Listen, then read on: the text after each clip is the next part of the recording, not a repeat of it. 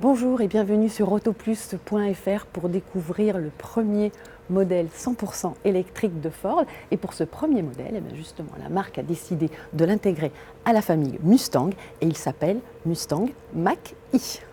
Alors bien sûr, ce SUV reprend quelques codes esthétiques de la fameuse muscle car avec ici bien évidemment l'emblème. Alors ce qui peut choquer, c'est cette calandre fermée, on n'est pas habitué à ça avec une Mustang. En revanche, on retrouve ce capot vraiment typique, le regard, mais justement sous ce capot, il n'y aura pas un V8, mais vous allez le voir, ça sera plutôt un coffre de rangement.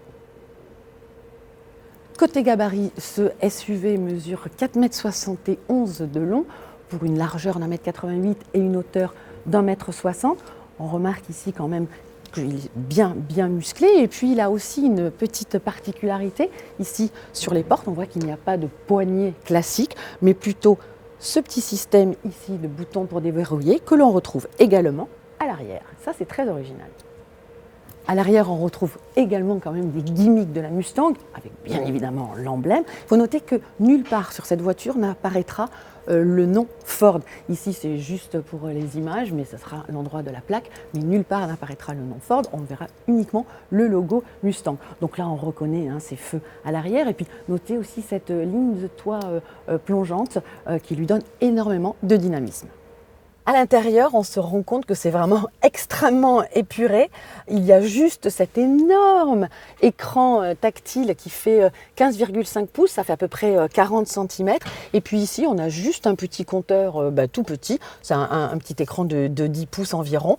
Et il y a une chose aussi qui est assez marquante, c'est que tout au long de la planche de bord, là, en fait, c'est une barre de son. Donc le son va être assez présent, mais cela jouera bien sûr pour la musique, mais aussi suivant les différents modes de conduite que l'on pourra choisir, puisqu'il y aura 3 modes de conduite. Il y en a un qui s'appelle Engage, qui est fun et dynamique. Le deuxième sera plutôt pour privilégier l'autonomie, donc il sera plutôt un mode silencieux et assez calme. Et il y aura tout de même aussi un mode sportif. Il faut savoir que cette Mustang Mach-E bénéficie de la dernière génération du système multimédia Sync, qu'on pourra programmer à distance. Il pourra y avoir des mises à jour aussi à distance. Et puis côté rangement, on a bien évidemment des portes gobelets. Et puis on note ici aussi un petit rangement et ici juste une molette qui sert de sélecteur de vitesse. À l'arrière, on est vraiment très bien installé. La place centrale est bien moelleuse, donc c'est pas trop dur. Puis comme il n'y a pas évidemment de tunnel, on peut vraiment se retrouver ici à 3 sans aucun problème. Le plancher est quand même assez haut, donc on a les jambes qui sont un petit peu relevées. Mais il faut savoir que, bien évidemment, la batterie est placée sous le plancher entre les deux essieux.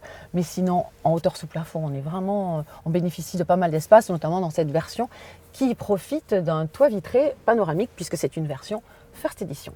Cette Ford Mach-E sera proposée en différentes versions. Il y aura une version propulsion avec des motorisations, je le rappelle, 100% électriques d'une puissance de 258 chevaux et 285 chevaux. Et il y aura aussi une version 4 roues motrices, de même 258 chevaux, mais une version plus puissante de 337 chevaux. Et puis plus tard arrivera une version GT avec 465 chevaux.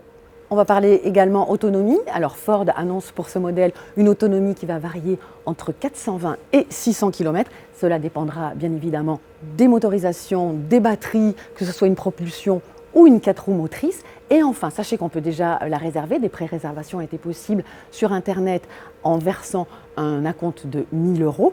Mais sinon, le premier tarif est fixé à 48 990 €, mais arrivera en premier dans les concessions à la fin de l'année 2020, une version First Edition qui, elle, est à 69 500 €.